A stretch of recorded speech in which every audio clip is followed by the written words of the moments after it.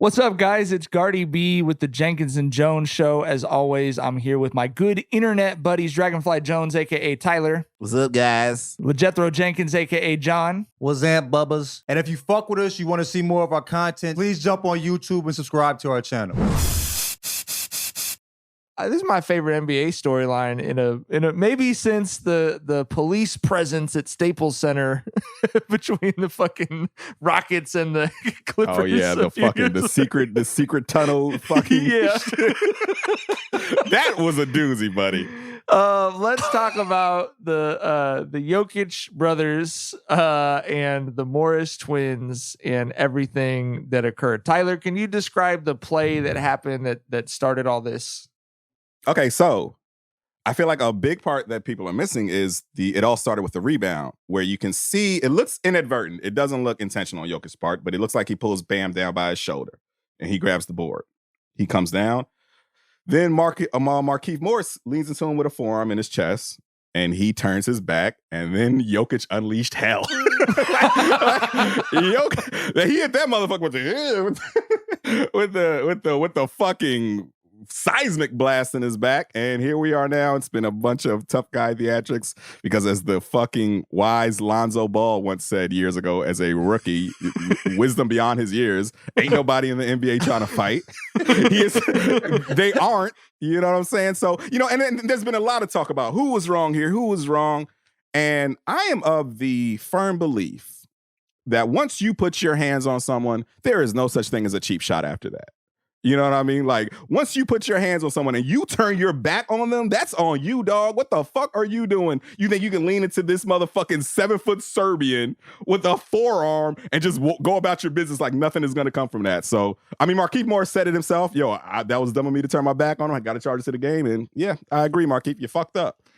I think it was a little more than a lean, too. You know what I mean? He kind of jumped up into him with a dirty foul. The shiver. Yeah. It was not a basketball play. It was not a basketball. It was a dirty foul. And I don't even think he released hell. Like, what's in between? Like I think he's just 7 foot and just and he's just strong and been fighting literal fucking robots and his brothers his whole life. And so he just pushed him like, get the fuck up off me. And Markieff was like, oh shit. You know what I mean? Like, I don't even know if he really tried to bust his ass that way. You know what I mean? I just think he's just a big ass motherfucker, dog. You know what I'm saying? Like, I think it's funny. Like, you can't really even like fake talk shit to those guys. Like, nobody believes you. You know what I mean? Like with those brothers, like, come on. Are we really going to talk shit to them? Look in their eyes. Look in their eyes, bro. They've seen shit that we'll never see. You feel me? Like, it's just different.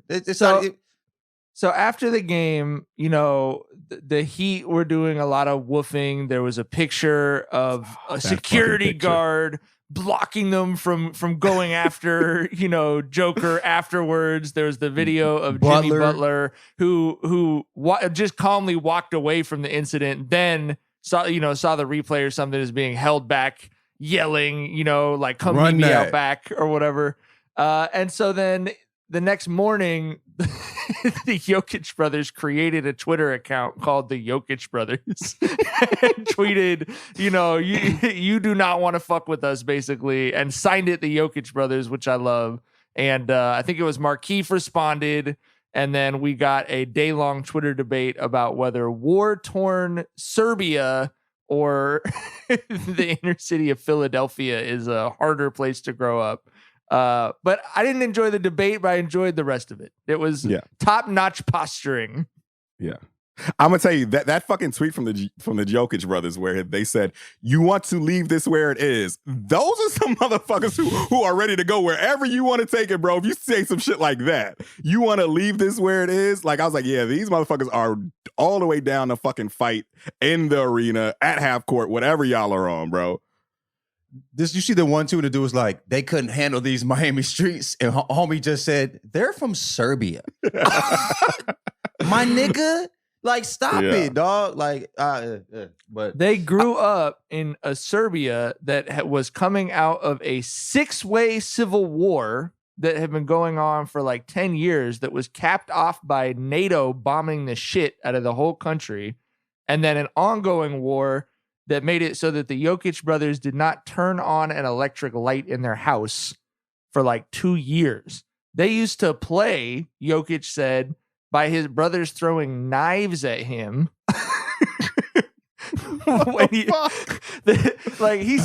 He said one time his oldest brother, who's the really fucking, if you just like look at this dude, he looks like every supervillain in a fucking movie we watched growing up in the 1980s. He hasn't smiled in like 7.5 years, probably. His brother won MVP, he was just like, he nodded probably. And that's you know what I'm saying?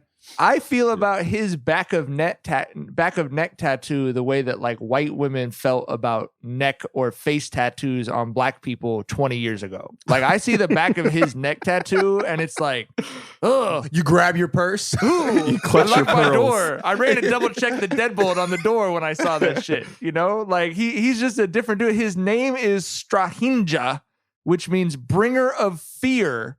What the fuck? In fucking Croatian. And John, you've got a newborn, and I would just want you to think about that moment that you described on the last pod where you were looking at Somia for the first time and you're holding her. And I want you to think about what kind of father you'd have to be to go, I'm going to name her Bringer of Fear. Bro, couldn't even imagine that shit.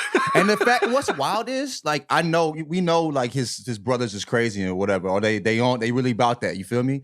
But, like, imagine like how good Jokic hands are when he had to like they were playing with him like by throwing knives at him.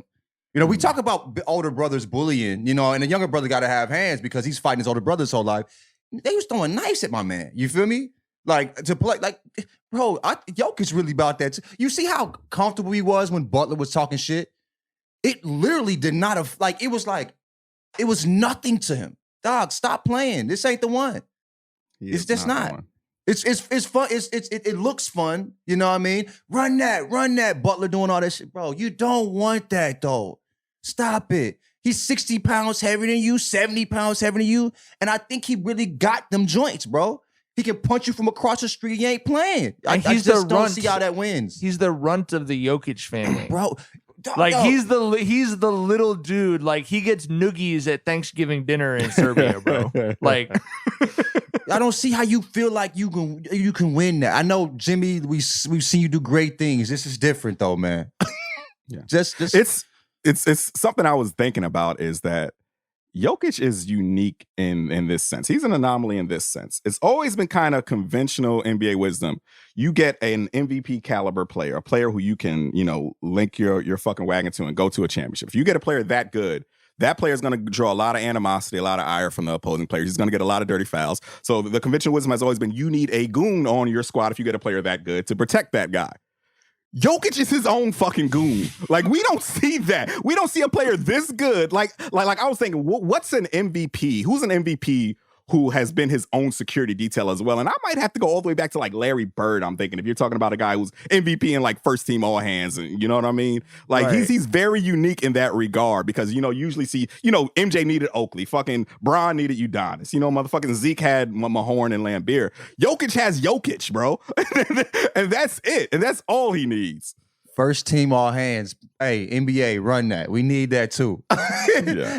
Add that to the end of the season docket. You feel me? Being Jokic's goon is like being Rambo's bodyguard or something, though. You're absolutely right. It's like, what's the, like, what are you just here for the fucking craft services? Like, I remember I saw The Rock live in person, like working out, and he was bigger than his bodyguards. And I'm like, he was going to protect them if something went down. You feel me? Like, he's enormous. So that's the same situation. Like, yeah.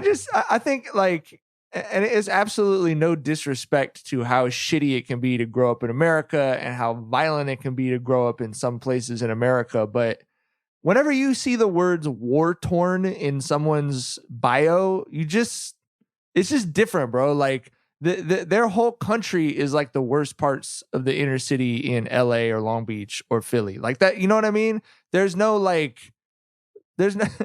respite from it when your brothers are throwing knives at you. They're doing that because that's the frame of reference of violence and the value of human life in the world that they grew up in. And that's why Jokic is so calm when Jimmy's whooping. He's like, he knows exactly what Lonzo knew. He's like, I know what it looks like when someone actually would fight and kill you. And it doesn't look like anything I've ever seen in this rectangle in my professional career. Exactly. I don't think Jokic talks shit. He just does it. and then he's over it. You know what I mean? Like, you know what I'm saying? He pushed the fuck out of him. It was Gucci. They was talking shit, and it's like, this is not worth participating in. He had zero emotion. He wasn't mad or happy. He was just unbothered. And that, to me, somebody in that much heat, everybody's mad at him, and he's unbothered. That's a motherfucker that you don't want to fuck with. Yeah. Yeah. That's the thing about NBA players is they don't fight because they didn't grow up fighting. These motherfuckers were 6 feet tall in fourth grade, Right. though. No one ever tried them. But Jokic, on the other hand, had those 2 fucking Siberian bears he was living with.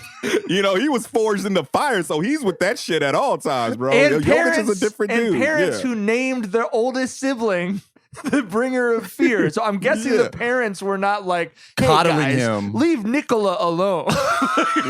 Yeah. I'm guessing he didn't tattle after the knife throwing story. You know what I mean? Mm-hmm. Like, it just seems like that was the environment he grew up in as a whole. The fact that he told the knife throwing story shows how, like, dude, I'm not telling somebody that people were, my older siblings were playing with, like, throwing knives at me, because I understand how that comes across. He doesn't even have he doesn't really understand how wild that truly is, because that was probably one of the more normal parts of his childhood. You know what I mean? Yeah, I think the phrase he used to describe it was, so that was a little crazy. A little? So that was a little? crazy. What the fuck?